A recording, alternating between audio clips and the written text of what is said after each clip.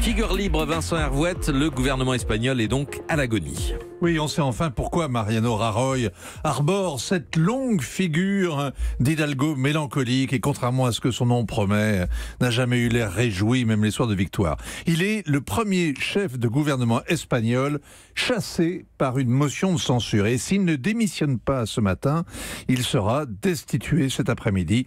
Lui, le ténébreux, le veuf, l'inconsolé, El Desdichado.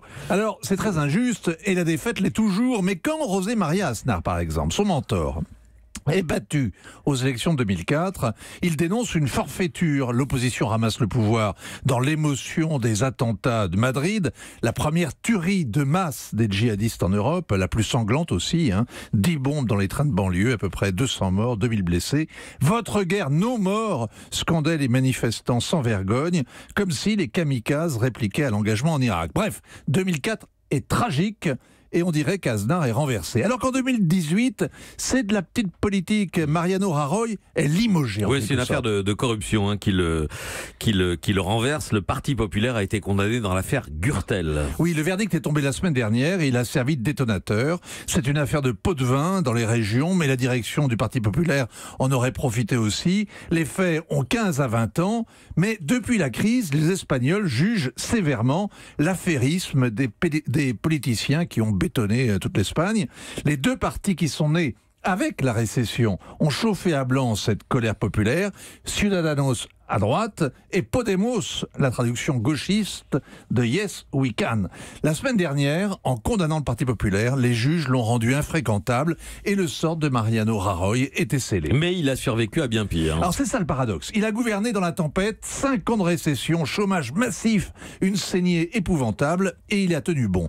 Après l'infarctus financier, il y a eu la paralysie politique. Un scrutin raté, pas de majorité, les Espagnols revotent et toujours pas de majorité. Puis, la fièvre catalane, la menace de sécession de la province la plus riche du pays, sans oublier la crise institutionnelle avec le roi Juan Carlos qui est contraint d'abdiquer, le terrorisme, la crise migratoire, etc., etc.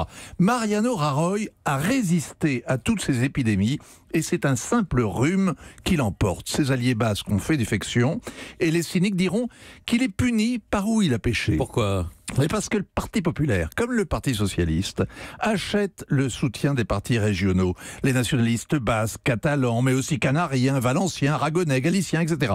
Depuis un quart de siècle, les enchères n'ont cessé de monter. Les Basques ont raflé la mise, notamment sur le plan fiscal, d'où la jalousie des Catalans ressort de la crise actuelle.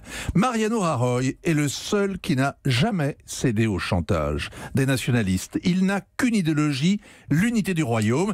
Et en cela, cet homme sans joie et sans aucun charisme est sans doute un grand d'Espagne. Vincent Hervouette. Hélène ? Mais en fait, Rajoy, il est victime du dégagisme. Il est usé, vieilli, fatigué. Et il subit finalement ce que d'autres ont subi ailleurs. Vous êtes dur. C'est une question. Surtout en fin de saison. Mariano Rajoy. 6 ans au gouvernement quand même, 6 ans et demi. 63 ans. Pedro Sanchez qui va récupérer la mise en a 46. C'est une différence de génération. Mais Sanchez, c'est le type qui a fait le pire score de l'histoire du Parti socialiste en Espagne. Il a ramené le parti à 80 et quelques députés. Il en faut 180 quand même pour gouverner. Donc il va falloir faire une coalition de bric et de broc. On lui souhaite bien de la joie. Europe 1.